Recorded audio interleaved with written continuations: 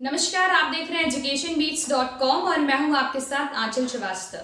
तो आज मैं आप सब से महंगाई के विषय पर चर्चा करना चाहती हूँ। महंगाई का अर्थ क्या होता है? महंगाई का अर्थ होता है वस्तुओं की कीमत में वृद्धि होना। महंगाई एक ऐसा शब्द है जिसकी वजह से देश की अर्थव्यवस्था में उतार चढ़ाव आते हैं। महंगाई मनुष्य की आजीविका को भी प्रभावित करती है। आज तक समाज में महंगाई एक बहुत ही बड़ी समस्या है। बढ़ती हुई महंगाई भारत की बहुत ही गंभीर समस्या है। सरकार जब भी महंगाई को कम करने की बात करती है, वैसे ही महंगाई बढ़ती जा रही है। जनता सरकार से बार बार यह मांग करती है कि महंगाई को कम कर दिया जाए, लेकिन सरकार महंगाई को और अधिक बढ़ा देती है। तो चलिए अब हम बात करते हैं कि भारत में महंगाई के कारण क्या है।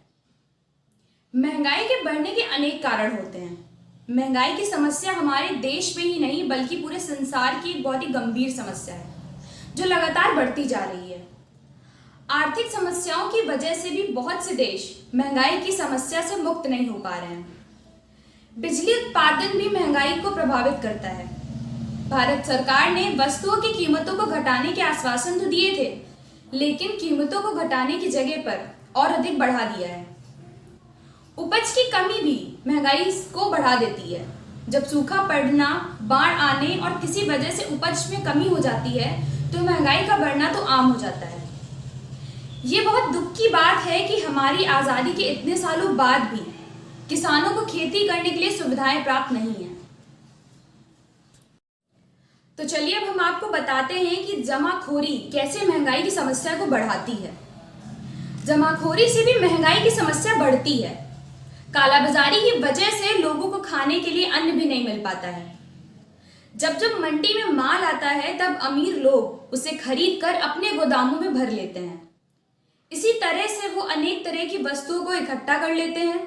जब वस्तुओं की अधिक जरूरत पड़ती है तो उनकी कीमत और बढ़ जाती है। इस तरह व्यापारी अपने माल को 2 गुने और 3 गुने दाम में बेचता है। जब देश में सूखा पड़ता है तब व्यापारियों को बहुत ज्यादा लाभ होता है। सरकार ने इस अर्थव्यवस्था के खिलाफ बहुत से कानून बनाए हैं। व्यापारी अपने अनाज को गोदाम में तब निकालता है जब उसे कई गुना फायदा होने वाला होता है।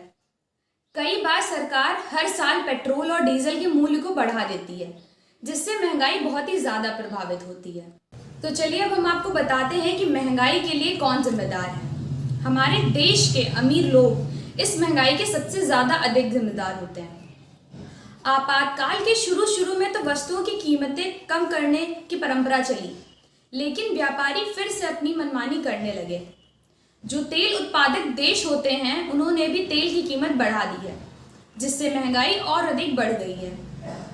अफसरशाही नेता, व्यापारी ये सभी महंगाई को बढ़ाने के लिए बहुत अधिक जिम्मेदार हैं। महंगाई को रोकने के उपाय क्या हैं? अगर कोशिश की जाए तो भारत में महंगाई को रोका भी जा सकता है। सबसे पहले सरकार को मुद्रास्फीति पर रोक लगानी होगी और बजट घाटों को बनाना बंद करना होगा। हमारे लिए ये बहुत दुख की बात है कि आज तक किसानों को सिंचाई के लिए आधुनिक साधन प्राप्त नहीं हुए हैं। सरकार को बड़े बड़े नगरों के विकास की जगह पर गांवों के विकास पर अधिक ध्यान देना चाहिए। पूरे देश के लिए एक तरह की सिंचाई व्यवस्था का आयोजन करना जरूरी है। महंगाई को रोकने के लिए समय समय पर हड़तालें और आंदोलन चलाए जाने चाहिए। महंगाई की वजह से गरीब लोग पहनने के लिए कपड़े नहीं खरीद पाते हैं। वे अपनी जरूरतों को पूरा करने के लिए गलत रास्ते पे चल सकते हैं। इसीलिए गरीबों के लिए कम दाम में वस्तुएं उपलब्ध करानी चाहिए। सरकार को कालाबाजारी, जमाखोरों को रोकने के लिए बहुत ही सख्त कानून बनाने चाहिए। महंगाई को खत्म करने के लिए जनता को भी सरकार का साथ देना चाहिए। जनता का कर्तव्य है कि महंगी चीजों से दूर रहें। उसे महंगाई से होने वाली समस्याओं के बारे में सोचना चाहिए। महंगाई को कम करने के लिए उपयोगी राष्ट्र नीति की जरूरत है।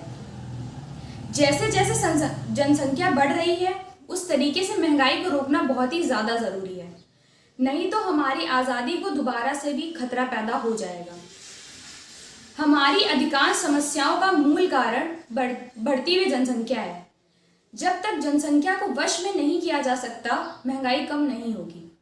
महंगाई की वजह से निम्न वर्ग के लोगों को ज़रूरत की चीज़ें नहीं मिल पाती हैं और उनमें उन्हें खरीदने की लालसा पैदा होती है। आज के लिए बस इतना ही। फिर मिलूंगी मैं किसी नए मुद्दे के साथ। तब तक के लिए जुड़े रहिए एजुकेशन बीट से। नमस्कार।